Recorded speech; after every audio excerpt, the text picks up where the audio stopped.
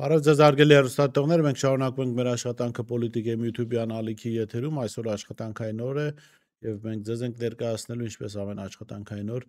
օրվա մամուլի կարևորագույն հրապարակումներ։ Եվ այսպես ժողովուրդ օրաթերթը գրում է. Վերջին ամիսներին ոստիկանության համակարգում նկատվում են ներքին լուրջ լարվածություններ եւ դժգոհություններ։ Բանն այն է, որ ներքին գործերի նախարար Արփինե Սարգսյանը, որը համակարգի քաղաքականության մշակման պատասխանատուն է, ունի տեսական գիտելիքներ եւ երբեմն պրակտիկ ոստիկաններին ուղակի չի հասկանում, եւ տեսությունն ու պրակտիկան համակարգում բախվում են իրար։ Նախարարը բանիմաց է, կարդացած, տեսությունը լավ գիտի, բայց ոստիկանները պրակտիկ կյանքում նրա պատկերացրած թեորիաները չեն կարողանում գործի դնել եւ աշխատել։ Օրաթերթի հավաստի աղբյուրների փոխանցման բարձրաստիճան մի շարք սպաներ ներքին միջավայրում բարձրաձայնում են, որ համակարգում տիրող իրավիճակն այլևս անտանելի է, չեն կարողանում աշխատել։ Նրանք դժգոհում են ինչպես աշխատանքային պայմաններից, այնպես էլ իրենց գործի քաղաքականացված եւ անարդյունավետ դարձած բնույթից։ Ըստ նույն աղբյուրների ոստիկանները հաճախ ստիպված են գործել ոչ թե մասնագիտական պարտականություններից ելնելով, այլ քաղաքական իշխանության, մասնավորապես վարչապետի պաշտոնը զբաղեցնող Նիկոլ Փաշինյանի հրապարակային հայտարարությունների, սոցիալական ցանցերում արված գրառումների կամ նույնիսկ ուղարկված հրահանգների հաղորդագրությունների հիման վրա։ Մենք ամեն ինչ անում ենք վերևից եկող հանձնարարությունները կատարելու հանցավորության դեմ պայքարի համար, բայց արդյունքում ոչ իշխանությունն է գոհ, ոչ հասարակությունը, նշում են ոստիկանության բարձրաստիճան ներկայացուցիչները ժողովրդի հետ մասնավոր զրույցներում։ Իհարկե, ես զարմանում եմ ժողովուրդ օրաթերթի հետ ինչ ռոմանտիկ ոստիկանների հետ է շփվել, որովհետև Հայաստանում ոստիկանությունը մշտապես եղել է քաղաքական գործիք իշխանության ձեռքին։ Ուղղակի այս վերջին տարիներին Նիկոլ Փաշինյանի իշխանության օրոք առավել այլանդակ գործիք է դարձել, առավել բացահայտ օգտագործվող գործիք է դարձել ոստիկանությունը երբեք էլ Հայաստանում եւ այսօր առավել քան նախկինում իր առաջ չի դրել առաջնային խնդիր հանցավորության դեմ պայքարելու։ Ոստիկանությունը եղել է գործիք եւ շարունակում է մնալ գործիք քաղաքական իշխանության ձեռքին։ Իրենք չեն էլ կարող այլ բան անել։ Ոստիկանությունը երբ դժգոհում է, թե իբրև թե ահա նախարարի պատճառով իրենք լավ չեն աշխատում, այնինչ եւ նախարարը, եւ Նիկոլ Փաշինյանը, եւ ոստիկանները հրաշալիորեն անում են այն աշխատանքը, որի համար նախատեսված են այդ ոստիկանները։ Օրինակ տեսեք, կարմիր բերետները թմրադեղ տարածողներին չեն կարողանում բռնել եւ պատերով ծեփել, բայց փոխարենը եռաբլուրում կարողանում են զոհված զինծառայողների մայրերին ծեծել։ Այդ առումով Նիկոլ Փաշինյանի հրահանգները հրաշալի են կատարում։ Չեն կարողանում սպանություններ կանխարգելել, օրինակ ինչպես Վոլոդիա Գրիգորյանի սպանությունը, բայց փոխարենը տեսեք ինչպես են կարողանում զորքով, հարյուրավոր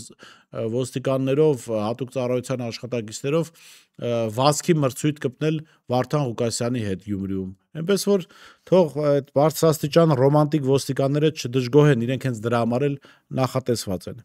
Հրապարակ թերթը գրում է. 3 ՔՊ մերժեց ազգային ճգնաժամի եւ կառավարման ձախողման մասին հայտարարության նախագիծը, որը ներկայացրել էր Պատիվ ունեմ խմբակցությունը, եւ որ կարճ ասած իմպիչմենտի հիմքերի մասին նախագիծ է։ Այն գլխադասային հանձնաժողովի բացասական եզրակացությունն էր ստացել։ Իսկ ԱԺ լիագումար նիստում չընդգրկվեց, քանի որ օրակարգ մտցնելուց առաջ ստացավ 48 դեմ 24 կողմ եւ 2 ձեռնպահ ձայն, որ իշխող թիմը ոչ մի պարագայում չէր ընդունելու նախագծի, սկզբանե պարզ էր, բայց որ ընդդիմությունն էլ մատների արանքով կնայեր այդ նախագծին, չէր ներկայանա նիստին, մանավանդ նախագծի հեղինակ ֆրակցիայի падգամավորները դժվար էր պատկերացնել։ Իսկ նախագծի քվեարկությունից բացակայում էին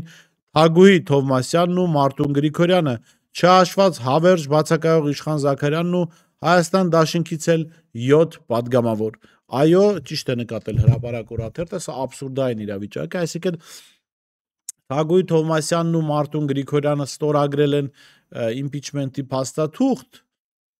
անվստահություն հայտնելու փաստաթուղթ, բայց երբ որ այդ անվստահությունը հիմնավորող հայտարարություն է բերվում խորհրդարան, իրենք խորհրդարանում չեն։ Ինչու՞։ Որովհետև իրենք էլ լավ գիտեն, որ ԿՊԱ-ականները չեն քվեարկի, իրենց քվեարկած չքվեարկած մեկ հաշիվ է։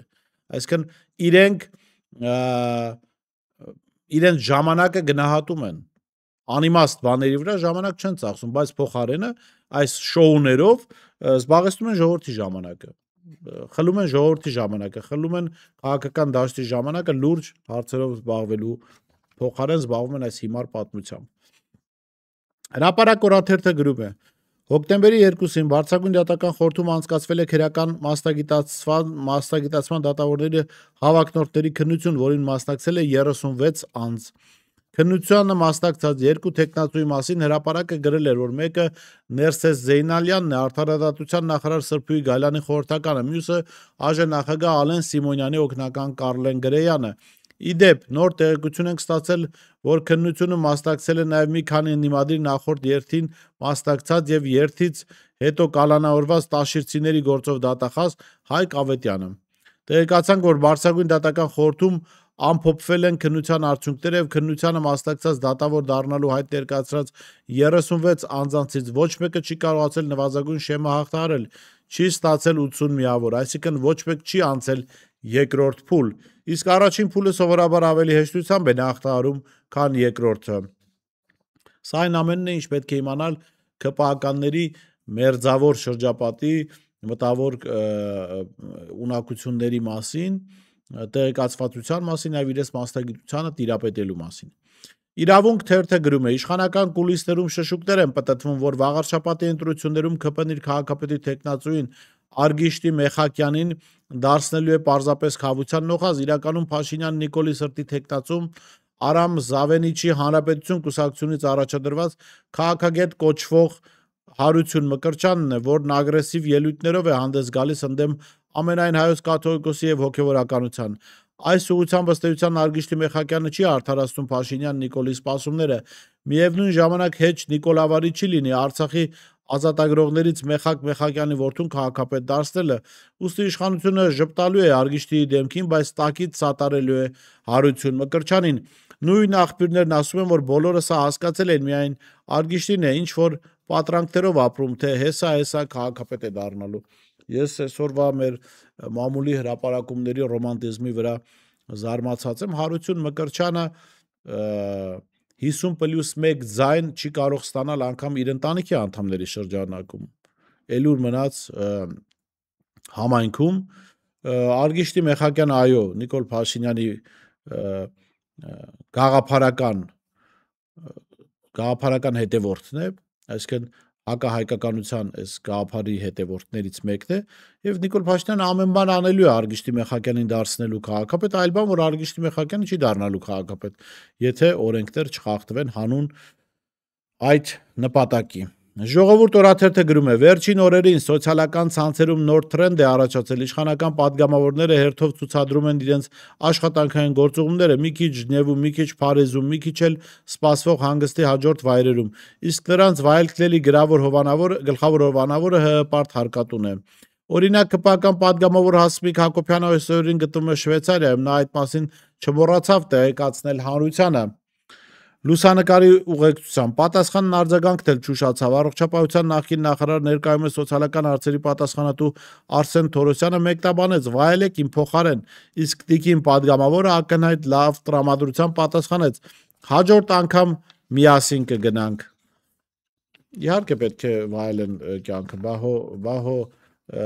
բյուջեն խնդիրները լուծելու համար չի։ Բյուջեն Հասմիկ Հակոբյանի, Արսեն Թորոսյանի կյանքը վայելելու համար է։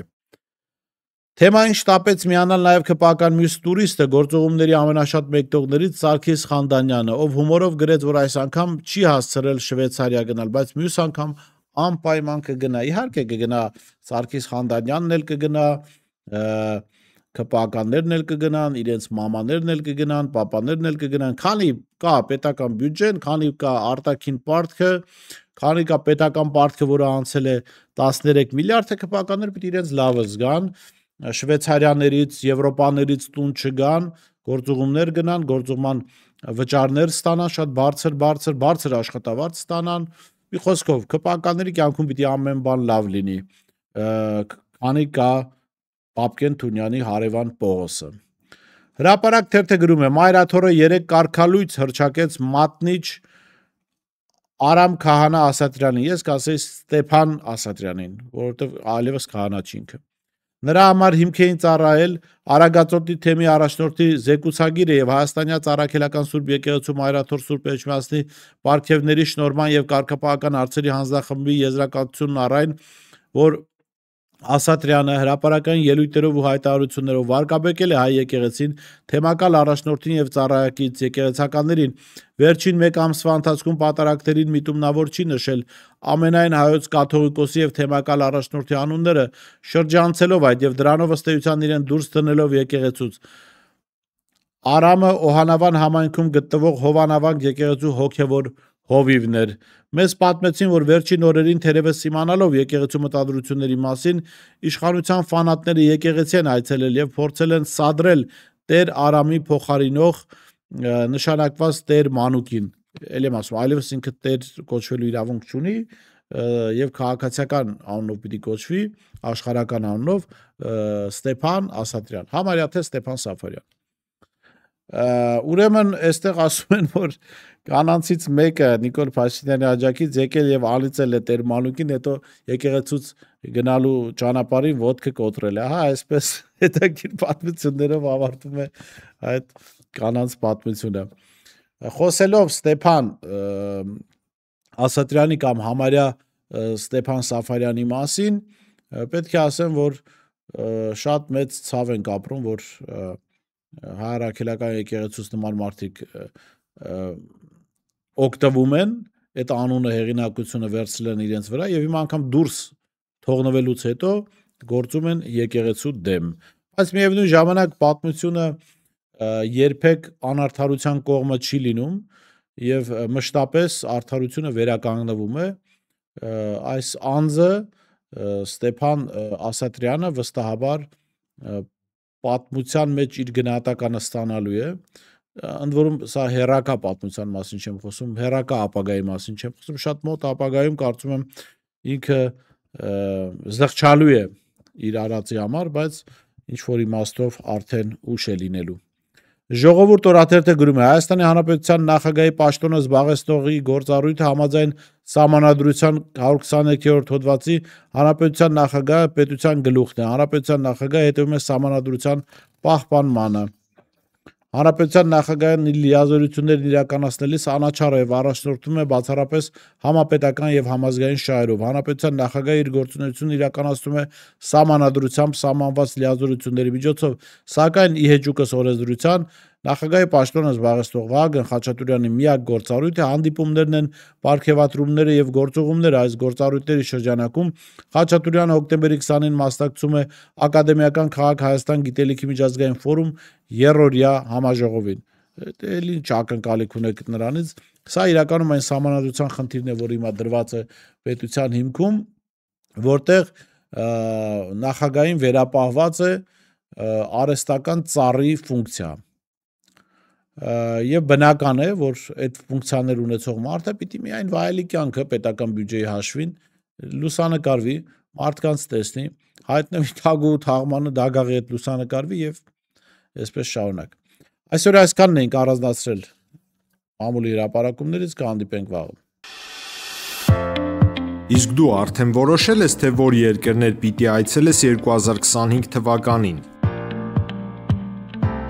Եթե դու ես հոգնել օրեր շարունակ հարցումների անպատասխան մնալուց, դիմիր Travel with N տուրիստական գործակալություն, սպասեցնել չեն տա, անմիջապես կստանաս լավագույն առաջարկները, տուրփաթեթներ, ավիատոմսեր, հյուրանոցների լայն ընտրանի, էքսկուրսիաներ, սոցփաթեթի սպասարկում եւ ամենակարևորը 24/7 ձևաչափով բարեհամբույր սպասարկում։